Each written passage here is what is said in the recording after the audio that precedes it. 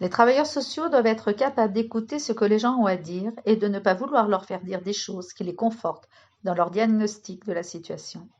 Cela implique de ne pas utiliser le pouvoir que donne la maîtrise du langage, pouvoir d'autant plus pernicieux qu'il peut se camoufler sous les apparences de la bienveillance.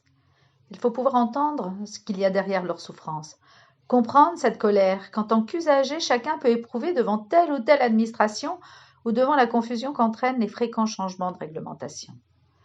Pour des personnes fragilisées par la misère, elle peut facilement conduire à de l'agressivité. Cela montre l'importance de l'information des parents sur leurs droits et sur les changements du droit.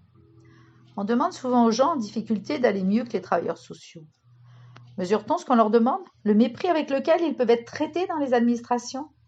Il faut faire les démarches avec eux et voir ce qu'ils vivent avant de leur reprocher de n'être pas allé à la préfecture, par exemple, et d'indiquer sur le dossier « n'a pas fait les démarches dans le temps réglementaire ». On ne peut pas se voiler la face en disant « il faut à tout prix que les enfants restent dans leur famille » ou bien l'inverse « il faut à tout prix que les enfants soient placés ». Mais cherchons ensemble une alternative pour que le placement ne soit plus vécu comme quelque chose d'irrémédiable et comme un vol d'enfants. Le placement n'est pas une fin en soi, mais peut être un outil pour aider des gens en difficulté. Un enfant peut être placé dans sa propre famille avec un éducateur qui accompagne les parents dans l'exercice de leurs fonctions parentales. Ce sont des choses à développer. Les enfants n'ont pas besoin d'être 24 heures sur 24 dans un foyer. Il y a une souplesse à trouver entre juges, travailleurs sociaux, parents, pour soutenir les parents au quotidien. Se mettre à la place des familles, quand on voit comment les juges professionnels sont tétanisés en allant à leur première audience chez le juge des enfants.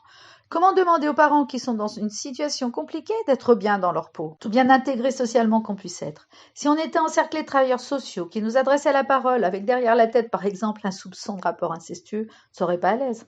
Alors souvent, on s'adresse aux gens comme si c'était facile de venir nous voir, alors qu'eux savent qu'on a un dossier épais sur eux, qu'on a dans ce dossier des choses dont ils n'ont eux-mêmes pas connaissance, qu'on fait référence parfois à des choses qu'on sait d'eux et qu'ils tombent des nues.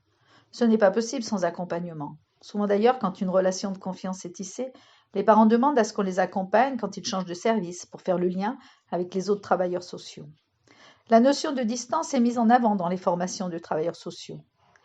La mission des professionnels ne doit pas leur faire oublier qu'ils ont une personne en face d'eux et que ce n'est pas parce qu'elle est en difficulté qu'elle doit être méprisée. Ne pas être clair avec les parents est une façon de les mépriser dans leur capacité à comprendre le pouvoir des décisions. Il faut également de la part du travailleur social une disponibilité qui permettra par exemple d'accompagner la famille lors d'un déménagement pour faire le lien avec le nouveau service social dont elle dépend. C'est aussi une question d'engagement personnel. Les travailleurs sociaux doivent être conduits à abandonner leur peur d'être évalués.